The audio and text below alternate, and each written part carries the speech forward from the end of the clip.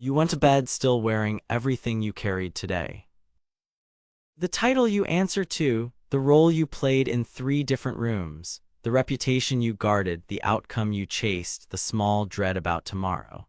You picked them up this morning without noticing, the way you pick up a coat by the door, and now you are lying here still buttoned into all of it, as if it were your skin and not your clothing. Tonight you take it off, not because it failed you, because none of it was ever yours to keep, and the night is where you remember that, and the remembering is a kind of rest. Almost 2,000 years ago, a former slave named Epictetus taught a handful of words that have outlived every empire that ignored them. He had been owned by another man before he was free. He knew in his own body the difference between what can be taken and what cannot. And out of that knowing, he gave his students a single sentence to carry, a sentence about how to hold everything you are afraid to lose.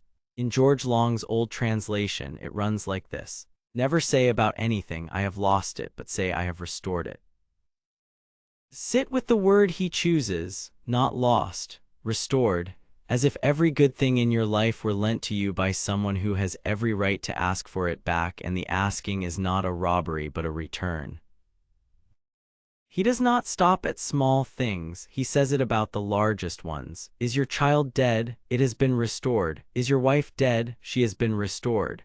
It sounds almost cold on the page until you understand what he is actually doing. He is not telling you to stop loving, he is telling you to stop owning. To hold the people and the roles and the days of your life the way you would hold something precious that was placed in your hands for a while, with gratitude, with care, but without the clenched grip of a person who believes it can never be asked back.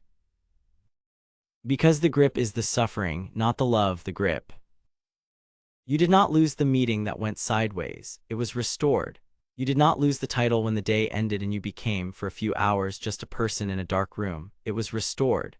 Even tomorrow, the one you are already worrying about, was never a possession. It is on loan like everything else, and tonight you can simply hand it back and trust the morning to return it if it is meant to be. There is a quieter truth folded inside this, and the moderns found it too. Carl Jung spent his life on the parts of ourselves we would rather not see, and he understood that the role you refuse to set down does not disappear when you ignore it. It goes underground. It runs you from the dark, in the dream you cannot explain, in the tightness you cannot name. So the work of the night is not to bury the day.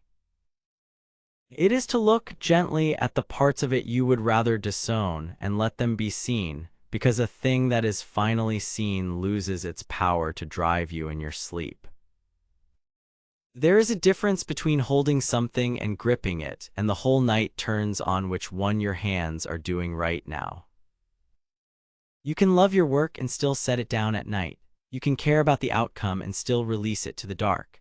The grip tells you that if you let go for even one evening, it will all come undone, that your worth is the rope and the rope must never go slack. But that was never true. The roles you carried today were real and they were also borrowed, and both of those things can be true at once.